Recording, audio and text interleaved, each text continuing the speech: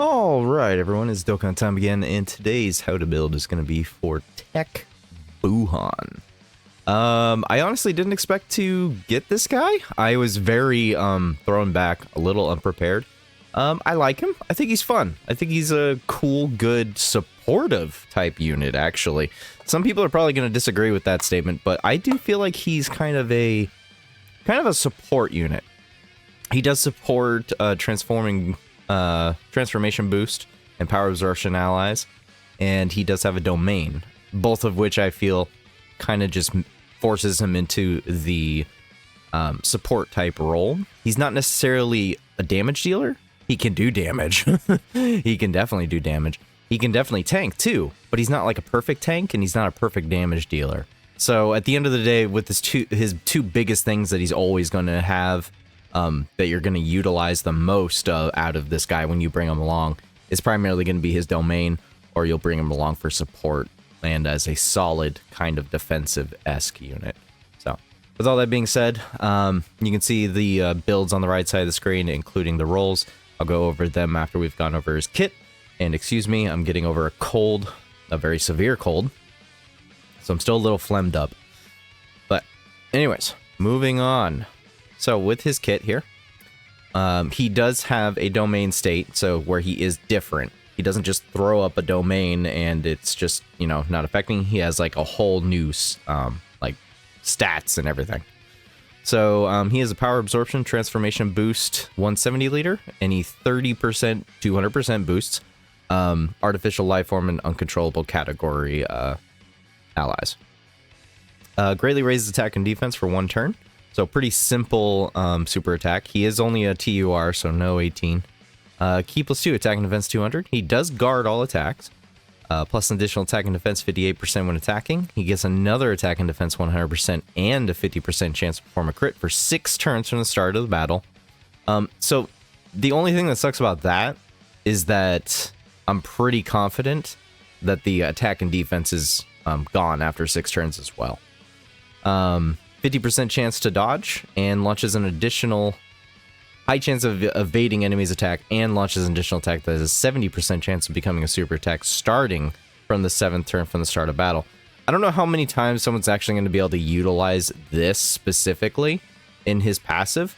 It is very good. You can definitely feel it. The 50% dodge chance does do very well. And this is when he actually kind of turns into a different unit. He feels a little better, and it's unfortunate that you're stuck waiting until the 7th turn. Plus an additional attack and chance of performing a crit plus 50%, and extreme class allies key +2 attack and defense plus 50% when there is another power absorption or transformation boost category ally attacking in the same turn. So he is stuck to having a specific team, which is fine because it's basically his category leaders. So other than just throwing him onto a random team, you should pretty much always have this supportive ability for extreme class units and the 50% crit chance as well. So what this means is that he does actually, for the first 6 turns of the fight, he has a 100% chance to crit. And once again, the unit has built-in crit, that 50% chance. He doesn't need any more in his hidden potential. The more HP remaining when the character receives an attack for the first time in a turn, the greater the additional defense boost received when within the turn. This is a very interesting way to give this buff. A lot of units in the game have a similar-esque thing dealing with your HP. I find it interesting that it's just based on the more HP that's remaining.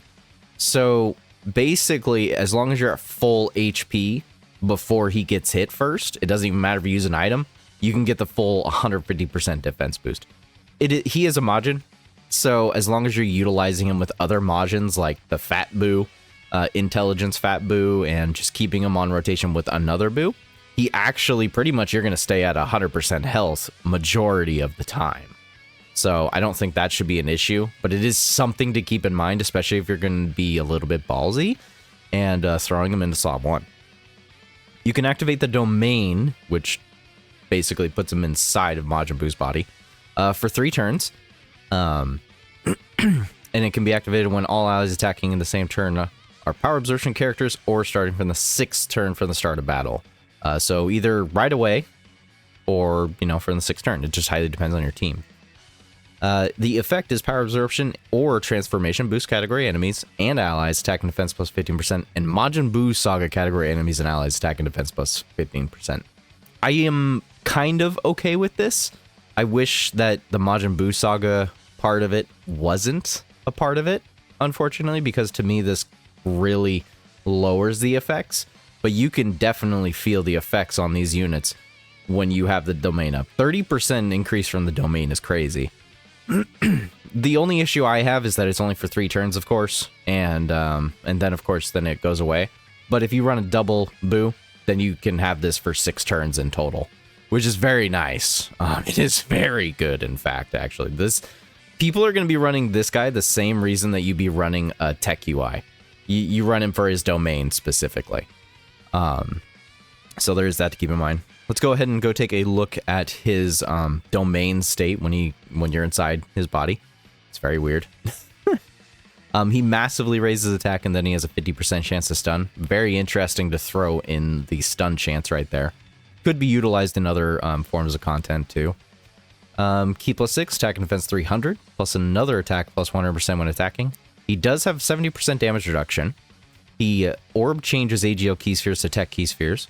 He has an additional defense plus 40% when receiving an attack, and chance of forming a crit plus 5% per key sphere obtained. The one thing I want to say on this, in my experience, when a unit has to receive an attack, at least in my testing and similar units, it doesn't actually activate on the first hit. It activates afterwards. But by wording, this should, keyword, activate as soon as they're attacked. To me, it doesn't make sense, but anyways, you basically want him to get hit, but he does have to receive an attack. So I don't think right now that dodge counts. If he does dodge, then I do think that this will not proc, and this does kind of matter a little bit for him. If someone can 100% reliably confirm that if he does dodge and he still gets a defense of 40%, please comment it below. The one thing I want to note about this before we continue into the passive here, this crit plus 5% per key sphere obtained is very critical. It's irony to it being critical. It's very critical that you get as many orbs as possible, and I would dare say that you might want to try and run an orb changer with this Buu to maximize on this. And you'll see why in just a second. Launches an additional super attack with 3 or more key spheres obtained. Launches another additional super attack with 6 or more key spheres obtained. And then he launches another additional super attack when fighting a fused fighters category enemy. And then he recovers 30% HP at the end of his turn. This fool can penta super you. And this is why I'm saying that this crit per key sphere obtained is almost mandatory. In order to get a literal coin flip, 50% chance to crit, you need to obtain 10 key spheres. On average, even with his orb changing of AGL key spheres, it's very likely that he's only going to be getting like maybe, I don't know, maybe 6 or 7, maybe 9 even. You could get really close. So I would highly advise that you actually try to incorporate some form of another orb changer, or perhaps a rainbow orb changer would greatly increase the damage potential when you're in this domain state. Now, he does have big bad bosses, and I do want to make sure people understand that when you have a big bad boss unit, you need to rock big bad boss units next to them in order to completely rock their full defensive capabilities.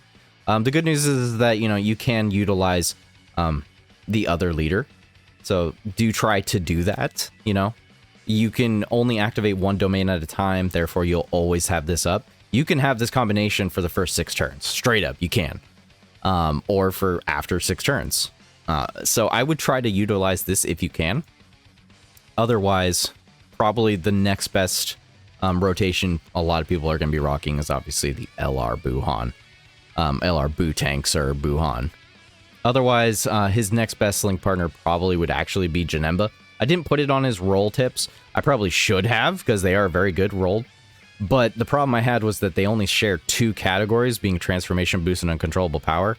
Ironically is that they probably will end up being on the same team together no matter what. So I just want to add that as during this video, I didn't add it to his role tips, but he's a very good partner for this Buu. So with that being said, let's go ahead and go take a look at his defense calculations, compliments of Halvard. So his defense is a little wonky, and yes, he does have a very high ceiling. I will tell you that. He has a very high ceiling of 3 million defense. It's very particular, though. So start of turn, he doesn't have a lot. He's only got like 280. From turn 7 on, he can he can get a free additional super in there. For the first 6 turns, he does have a little bit of extra defense. As I said, he does lose that attack and defense of 100%. So it's something to keep in mind. You know, if you, you go past that point. So when receiving an attack is also very much kind of like an asterisk thing. Like start of turn defense at 900k is very good. With guard, to put it in layman's terms, at 900k start of turn defense, when he receives an attack at max HP, he can tank about 2.5 million super. If you get hit with a 3 million super, though, you're dead. It's a very fine line.